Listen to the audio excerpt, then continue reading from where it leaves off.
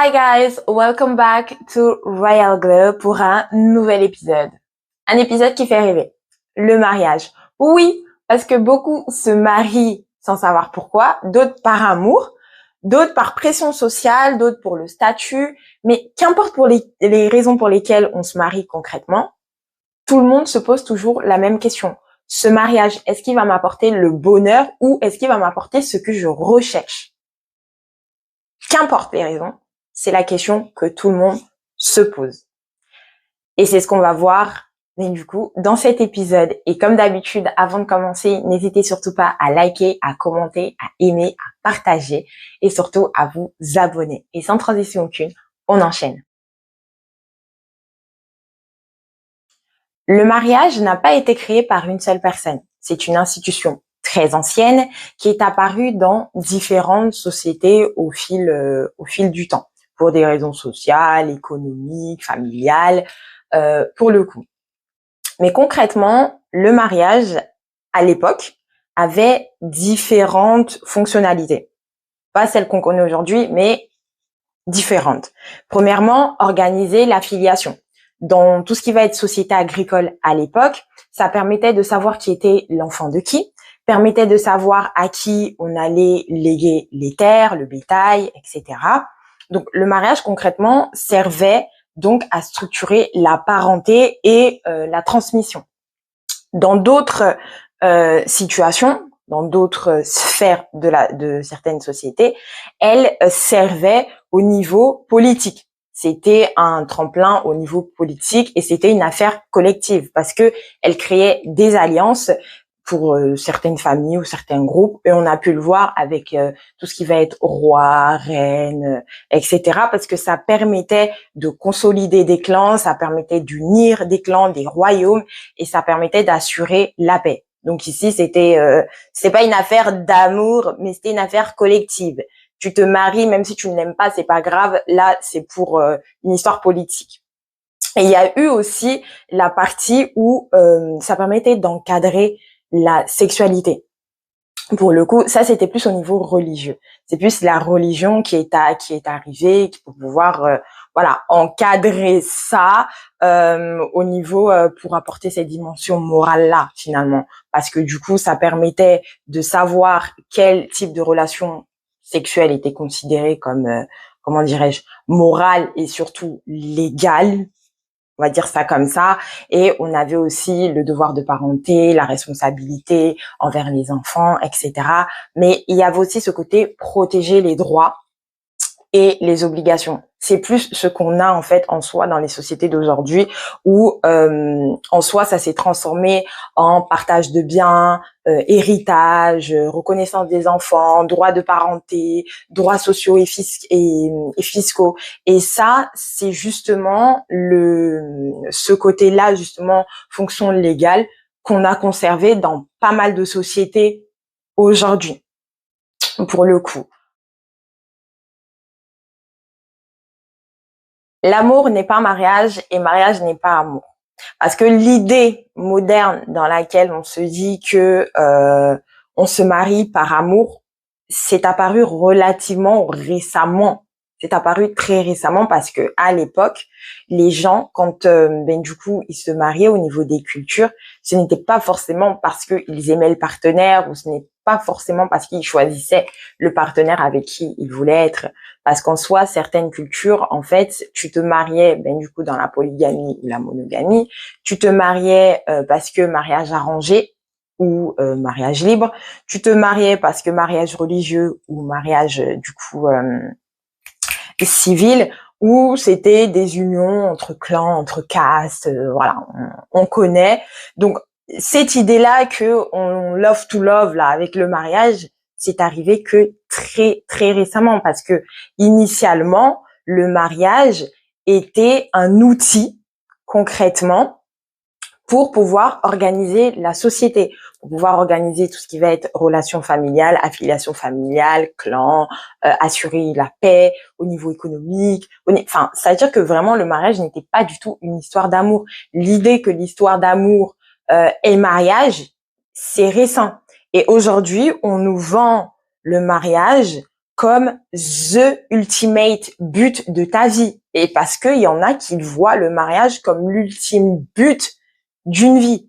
Parce qu'aujourd'hui, on nous vend le mariage avec la demande, la bague, la robe, la fête, les photos Instagram. Donc, il y en a pour qui ils vivèrent heureux et eurent beaucoup d'enfants, ça a un sens à travers le mariage.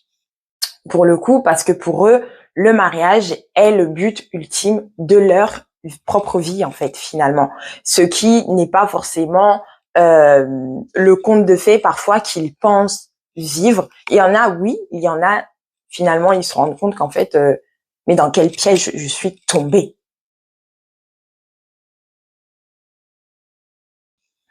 Bah oui, en fait, il y en a, ils vont me dire, mais on me l'a pas vendu comme ça, le mariage. Ben ouais, parce que pour beaucoup, le mariage, en fait, ne change absolument rien, que tout est la même chose avant et après le mariage.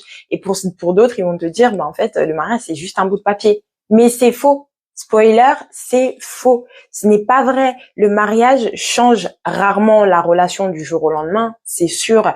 Mais ce qui change vraiment tout au niveau de la relation et du après mariage, finalement, c'est tout ce qui va être cadre émotionnel, cadre symbolique, cadre social, financier et aussi psychologique.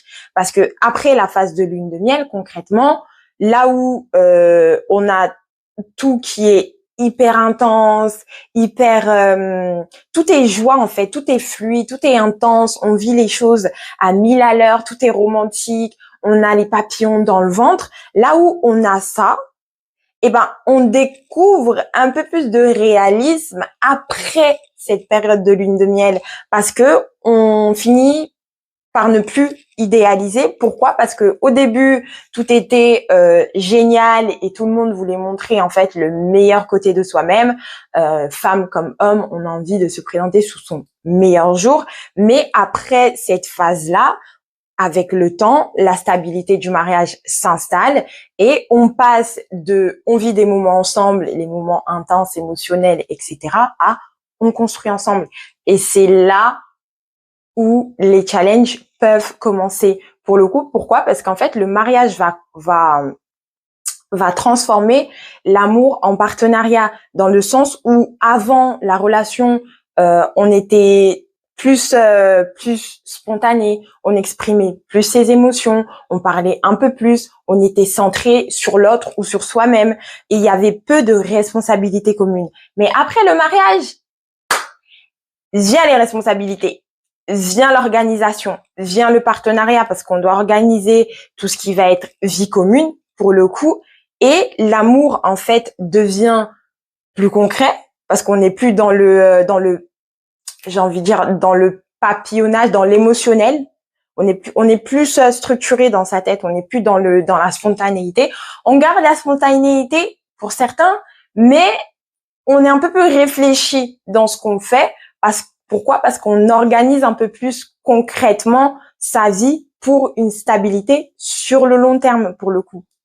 Donc, on va apprendre concrètement, par exemple, à gérer les conflits. On va apprendre le mauvais caractère de l'autre.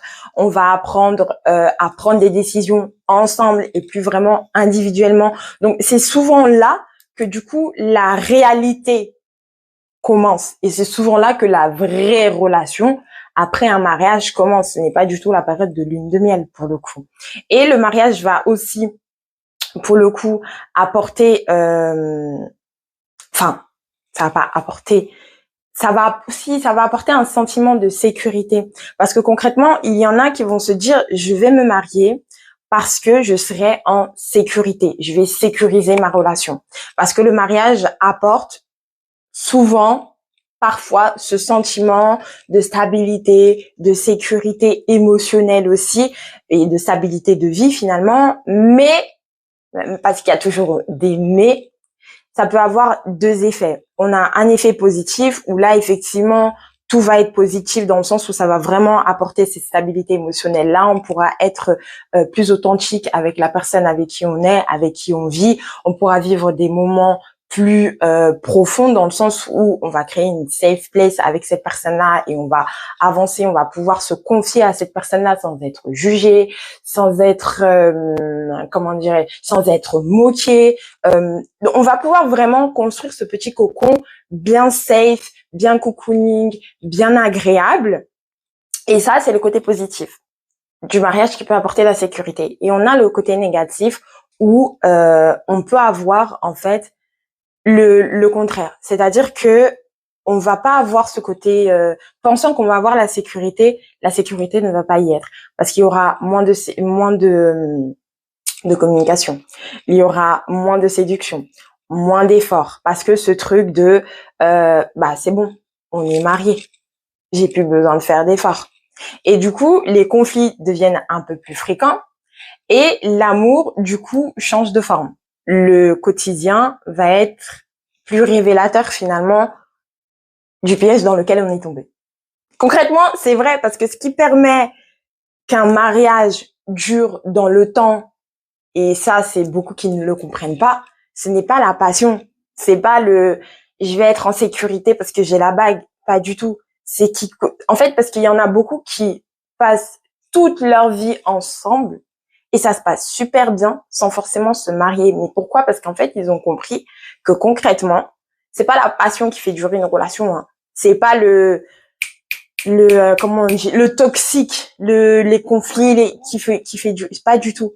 C'est tout ce qui va être communication, tout ce qui va être respect, tout ce qui va être loyauté, sincérité, tout ce qui va être en fait vraiment effort continu, parce que le but c'est vraiment quand on est avec quelqu'un, c'est de la séduire, c'est de séduire la même personne tout le temps. Ce n'est pas de séduire différentes personnes et après de revenir dans le foyer, pas du tout.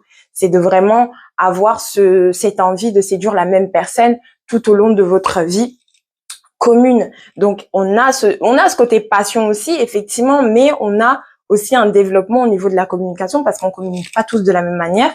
Donc la communication de l'autre et notre communication n'est pas forcément la même. Donc trouver un terrain d'entente pour pouvoir bien communiquer ensemble. Et il y en a beaucoup qui l'ont compris.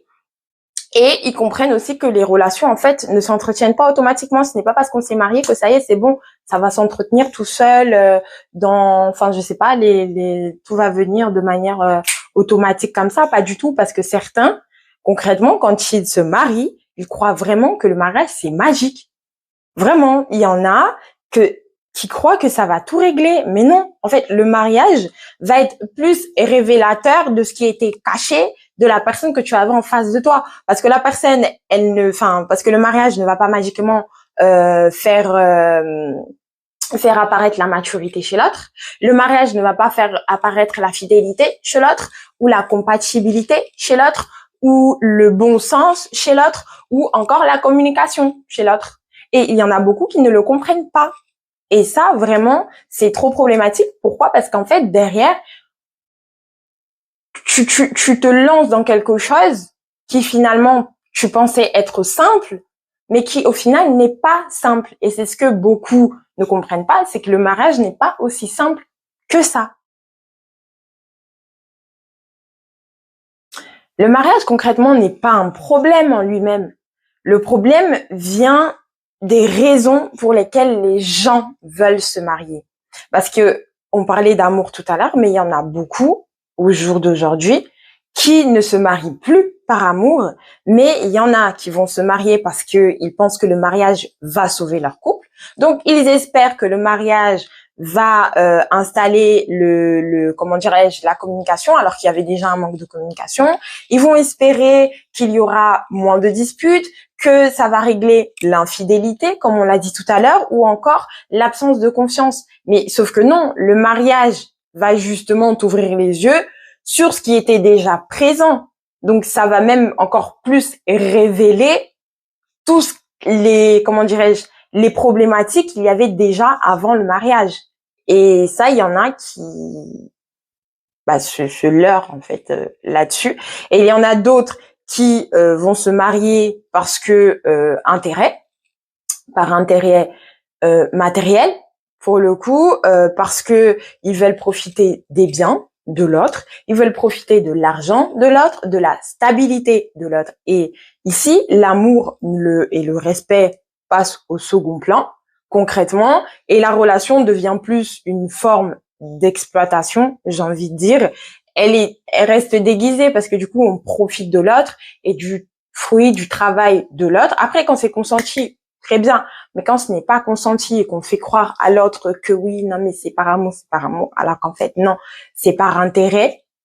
Pour le coup, ça, ce n'est pas cool pour la personne parce qu'avec le temps, il peut y avoir en fait une forme de souffrance, même pas une forme de souffrance, c'est une souffrance qui s'installe parce qu'en face, on a quelqu'un qui, elle, aime et l'autre qui n'aime pas. Elle aime juste le matériel, la stabilité que l'autre apporte ou le semblant de sécurité que l'autre apporte pour le coup.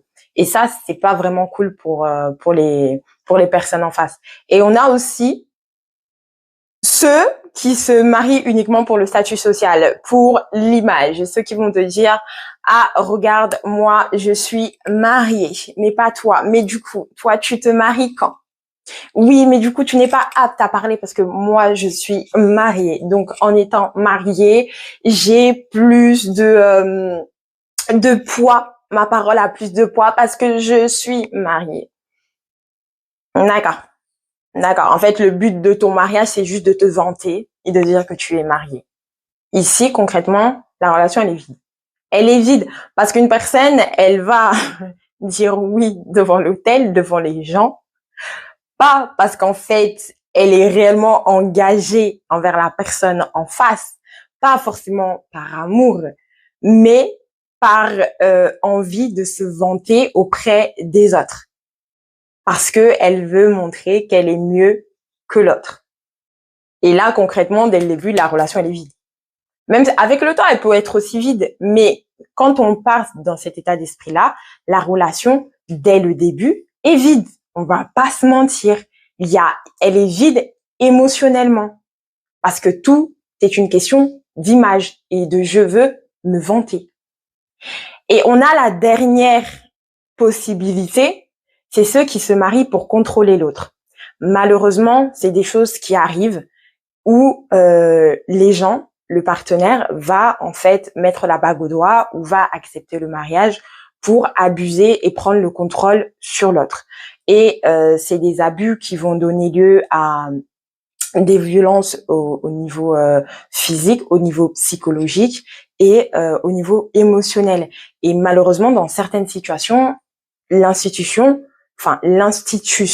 du mariage, en fait, n'est pas, comment dirais-je, ne protège pas assez à ce niveau-là, je trouve, parce que du coup, dedans, on va trouver de la violence, de la manipulation, euh, des cas souvent même extrêmes, parce que du coup, des fois, on a du féminicide et l'État, malgré comment elle a organisé cette histoire de mariage, ne protège pas forcément le partenaire qui est dominé de cette manière-là correctement. Ou c'est un aspect qui n'a pas encore été développé correctement en fait au niveau marital.